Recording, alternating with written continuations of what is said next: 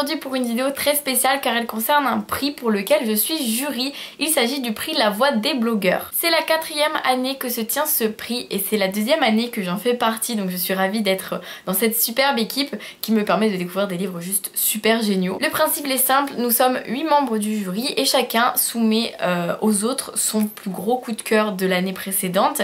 Et donc durant une année nous devons, chaque membre du jury, lire les 8 livres, ou plutôt les 7 étant donné qu'il y en a un que nous avons conseillé, donc que nous avons déjà lu logiquement. Et à la fin de l'année nous donnons du coup un classement à Tom qui est le gérant du groupe. Cela sélectionne nos 3 finalistes et le grand gagnant est annoncé depuis l'année dernière au salon du livre de Montreuil lors d'une conférence, donc c'est juste trop génial. La pile est donc assez conséquente étant donné qu'il y a 8 livres et je vais vous en parler, pas trop longuement mais je vais vous en parler parce que ce sont tous des livres qui ont été des coups de cœur, donc je suis ravie de faire partie de ce prix juste parce qu'il m'a permis de découvrir des merveilles. C'est assez incroyable de se dire j'ai lu 8 livres et les 8 ont été vraiment des coups de cœur, des révélations, des romans que je suis tellement heureuse d'avoir pu lire grâce à ce prix parce qu'il y en a certains je serais forcément passée à côté et grâce à eux, eh bien non, pas du tout. Et vous pouvez aussi aller évidemment aimer la page Facebook, ça serait super sympa parce qu'on prépare plein de petites surprises dessus, donc n'hésitez pas, je vous mets tous les liens en barre d'infos. Et en plus sur la page Facebook vous pourrez vous aussi voter, il y aura aussi un vote des lecteurs, donc vous pouvez voter même si ce ne sera pas le grand gagnant que nous allons élire au salon du livre de Montreuil, mais ce sera quand même un gagnant à part qui aura eu sa note, donc à voir si ce sera le même que nous avons choisi ou pas. Et le 4 novembre seront annoncés les 3 finalistes, mais moi je les connais déjà. Et étant donné que j'ai eu que des coups de cœur, je suis forcément contente du livre qui va gagner, quoi qu'il arrive en fait. J'ai découvert La Langue des Bêtes de Stéphane Servan, publié aux éditions Rouergue, qui est l'histoire d'une petite fille qui vit dans un chapiteau avec sa famille. Elle vit tout simplement au sein de la nature et elle a toujours été bercée par les histoires depuis qu'elle est toute petite. Mais un jour il y a des mauvaises nouvelles qui s'annoncent, le chapiteau qui va certainement devoir être rasé parce qu'ils vivent à un endroit où bien évidemment ils n'ont pas vraiment de propriété privée et du coup ça ne leur appartient pas et si la route doit être rasée alors ils n'ont rien à faire plutôt que de s'en aller. Et la petite elle va faire appel à tout ce qu'elle a appris durant son enfance, toutes les histoires qu'on lui a racontées pour essayer de sauver les siens. C'est une histoire terriblement belle. Quand j'ai commencé j'avais un petit peu de mal parce qu'il y a un certain côté fantastique, magique qui est présent. C'est quelque chose de délicat, c'est fait de manière très subtile, c'est pas trop, c'est pas assez, c'est vraiment la dose parfaite. Mais comme j'ai un peu de mal parfois, c'est vrai que sur ce point j'avais un peu de mal à rentrer dans l'histoire, mais au fur et à mesure que ça avançait je me suis peu à peu perdue dans cette histoire et dans les histoires que Petite nous raconte petit à petit et c'était juste fabuleux. C'est vraiment quelque chose d'indescriptible, je ne peux pas vous dire vous n'allez pas être déçus, je ne peux pas vous dire, en fait je ne sais pas, c'est vraiment un livre qui pour moi est très particulier mais qui va forcément vous plaire parce que c'est magnifiquement bien écrit, vraiment. De tous les livres de la sélection, c'est celui que j'ai trouvé le plus beau au niveau du style, donc ça m'a vraiment beaucoup plu, c'était sublime, il y a tellement de jolies phrases, tellement de post-it qui sont passés dans ce livre, je ne sais pas s'il se voit, on ne dirait pas, mais... Enfin bref, rien que pour sa beauté, je vous le recommande énormément. Et pour l'histoire qu'il raconte, qui est vraiment unique, vous n'en trouverez pas des comme ça autre part, ça je peux vous l'assurer. C'est vraiment un très beau livre, vous allez être pris dans cette merveilleuse histoire féerique qui va vous faire voyager et c'était super beau. Moi j'ai été tellement heureuse de le découvrir, même si au début j'avais du mal. En le finissant je me suis dit ben non Audrey t'es débile, ce livre il est merveilleux, comment t'as pu avoir du mal alors qu'il est mais magnifique. Du début à la fin il y a tellement de sujets qui sont développés par l'auteur à sa manière, c'est magnifique, magique. Puis j'ai découvert 2 capes et 2 mots de Flore Vesco publiés aux éditions Didier Jeunesse qui raconte l'histoire de Sérine qui va arriver au palais parce qu'elle avait envie de servir la reine comme plein de jeunes filles qui le font et la reine est une reine tyrannique donc chose impossible, rester plus d'une semaine demoiselle de la reine c'est très difficile, mais Sérine elle va faire tout autre chose, elle va semer une zizanie folle au royaume et c'est à mourir de rire, mais vraiment ce livre m'a fait sourire du début à la fin, c'était incroyable en fait, je me suis dit mais c'est dingue, Flore Vesco a un humour génial, c'est jamais lourd, c'est jamais trop, c'est toujours la dose parfaite pour qu'on rie, pour qu'on se sente bien, pour qu'on ait envie de savoir ce qui va se passer ensuite, pour que c'est la dose parfaite pour une histoire réussie à mes yeux et elle l'a réussi parfaitement bien du coup. Je me répète. Mais bon, on peut se répéter pour des livres comme ça parce que ça vaut vraiment le coup, vous devez le lire, vous allez forcément en ressortir avec le sourire, avec vraiment la banane quoi, vous allez être super heureux. Je trouve que c'est un super livre pour changer les idées, pour rire un peu, pour se sentir bien dans une histoire, pour avoir une sacrée intrigue quand même et pour vivre une aventure un peu folle mais merveilleuse. J'ai découvert Broadway Limited de Malika Ferjouk, publié aux éditions L'École des Loisirs et là aussi ça a été une révélation énormissime. En fait tous les livres ont été des révélations énormissimes parce que c'est l'histoire de Jocelyn, un Français qui va va en Amérique pour vivre un an là-bas et il se retrouve dans une pension exclusivement réservée aux filles. Par un hasard il va finir par réussir quand même à entrer dans cette pension, mais ça reste quand même compliqué pour lui parce qu'il n'y a que des filles autour de lui, elles sont très nombreuses, elles ont toutes énormément d'histoires, de mystères, et nous on est un peu comme Jocelyn, on est totalement perdus, mais peu à peu on va s'attacher à chacune d'entre elles et j'ai trouvé ça tellement beau, ce lien qui a commencé à m'unir à chacune des filles ainsi qu'à la pension Giboulet en général. Il y avait une petite étincelle qu'on veut qu'elle ne s'éteigne jamais, et voilà, quand on finit ce livre il a beau faire 600 pages, on aimerait vraiment qu'il dure le double, le triple, le quadruple,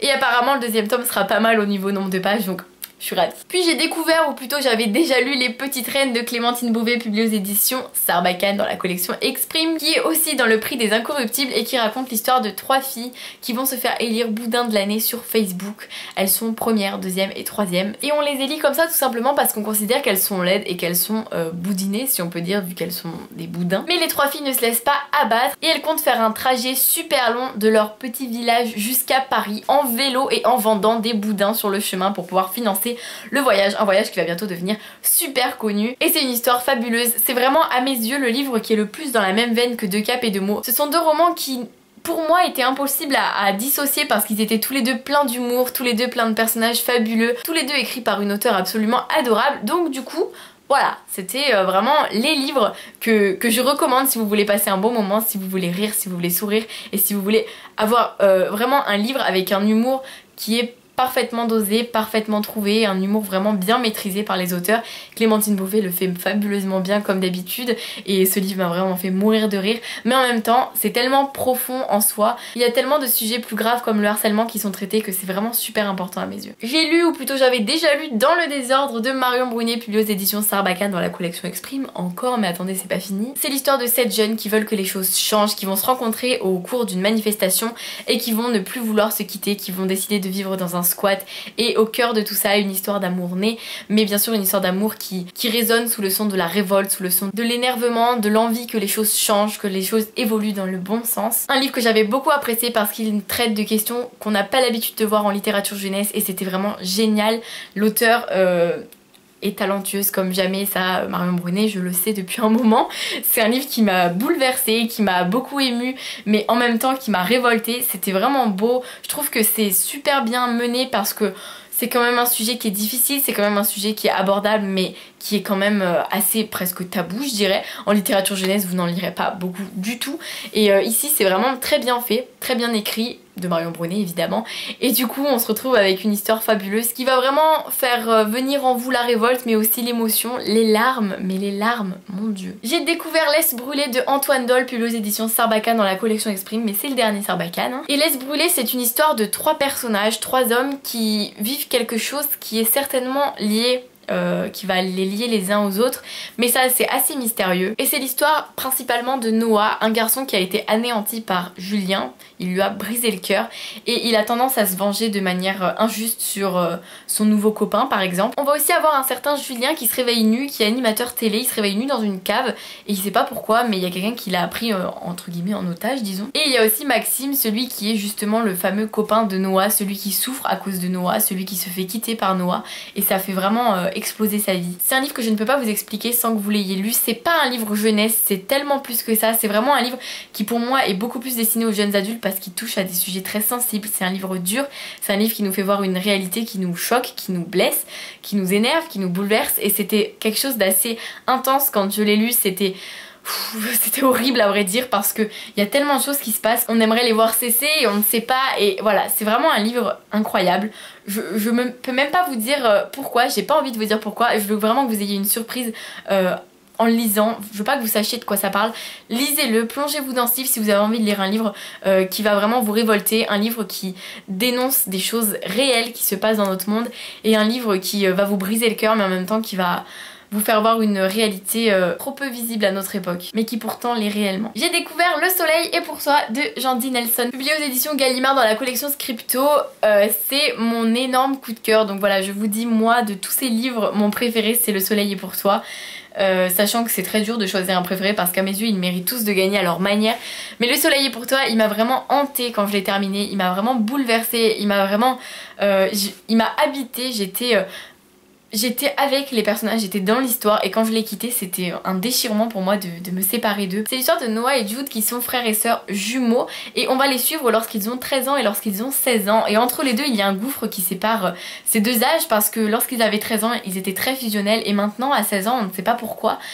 ils sont vraiment en froid, il n'y a plus aucune communication. On se doute qu'il y a eu un événement qui va tout changer, on se doute que ça a certainement un lien avec le fait que Noah soit amoureux de son voisin ou que Jude soit quelqu'un de très casse-cou mais qui est passionné par la sculpture. Bref, un livre qui tourne autour de l'art, qui plus est quelque chose de juste fabuleux. C'est quelque chose qui va vous éblouir, c'est quelque chose qui va vous faire piquer vos yeux parce que quand on regarde le soleil en face, on a les yeux qui brûlent, on a les yeux qui pleurent. Enfin, faut pas regarder le soleil en face d'ailleurs. Mais lui, vous pouvez vraiment le regarder, ça va vous faire pleurer, ça va vous faire sourire, ça va vous émerveiller. Et moi, j'ai été totalement conquise par cette histoire qui n'est jamais vraiment sortie de moi en fait et je ne suis jamais vraiment sortie d'elle. Et enfin, j'ai découvert Phobos de Victor Dixon, publié aux éditions Robert Laffont dans la collection R, une sélection qui est donc pleine de variétés, pleine de genres différents, d'auteurs différents, de maisons d'édition différentes. Et Phobos, ça a été aussi une énorme révélation parce que ce livre,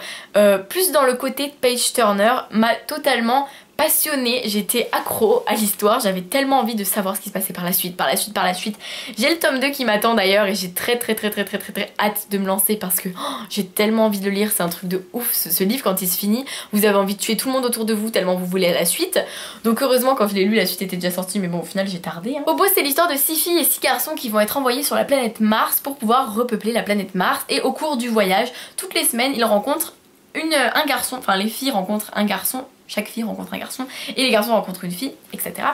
Et du coup à la fin ils vont devoir choisir avec qui ils vont passer leur vie sur Mars, avec qui ils vont repeupler Mars, donc choix quand même un peu complexe quoi. Et c'est super addictif parce qu'on se doute bien qu'il va y avoir un petit truc qui va disjoncter quelque part, bien sûr il y a forcément un problème dans cette histoire. Je ne vous dirai pas du tout quoi mais c'est un truc dingue et moi j'ai juste adoré, j'étais passionnée par l'histoire, passionnée par les personnages, j'ai vraiment trouvé que... moi je les ai vraiment trouvés géniaux, j'ai adoré cette histoire en général et son seul petit bémol finalement à côté de tous les autres livres, ce livre était plus basé sur le côté